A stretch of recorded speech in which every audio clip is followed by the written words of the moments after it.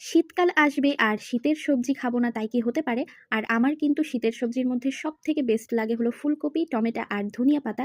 এই ৩ টা জিনিস আমার খেতে খুবই ভালো লাগে। তো আজকে মা বলছিল যে ফুলকপি আর আলু দিয়ে ডিমের ঝোল রান্না করবে। তো মাকে বললাম যে, "দাও আমি রান্না করি।" তো মা বলল যে, "ঠিক আছে রান্না কর।" আর আমি ভাবলাম যে আমি রান্না করব আর আপনাদের সাথে শেয়ার করব না তাই কি হয়? তো ১ম এ আমি ডিমটাকে ভালো করে ভেজে নিয়েছিলাম। আর আমরা যেহেতু এখন বাসায় ৪ জন মানুষ আছি এইজন্য ৪ পিস করে নিয়েছিলাম। তারপরে তেলের মধ্যে একটু হলুদ, লবণ দিয়ে ফুলকপি আর আলুটাকে সুন্দর করে ভাজা, ভাজা করে নিয়েছিলাম। তারপরে ওইগুলাকে তুলে তারপরে তেলের মধ্যে দিয়ে দিয়েছিলাম ১ম এ একটু রসুন, রসুনটা ভাজা, ভাজা হয়ে গেলে তার মধ্যে দিয়ে দিয়েছিলাম হচ্ছে পেঁয়াজ কুচি। এই ২ টা একটু ভালো করে ভাজা, ভাজা হয়ে গেলে তারপরে দিয়ে দিয়েছিলাম হচ্ছে কাঁচামরিচ বাটা। তারপরে এর মধ্যে আগে থেকে ভেজে রাখা ফুলকপি আর আলু দিয়ে পরিমাণ মতো হলুদ, ঝাল আর হচ্ছে মিক্স মসলা দিয়ে ঝোলের জল দিয়ে একটু ফুটিয়ে নিয়ে তারপরে দিয়ে দিয়েছিলাম হচ্ছে ভেজে রাখা ডিমগুলো। আর তারপরে দিয়ে দিয়েছিলাম হচ্ছে আমার পছন্দের ধনিয়া পাতা উপর দিয়ে একটু ছিটিয়ে বেশ কিছুক্ষণ ঢেকে রেখেছিলাম।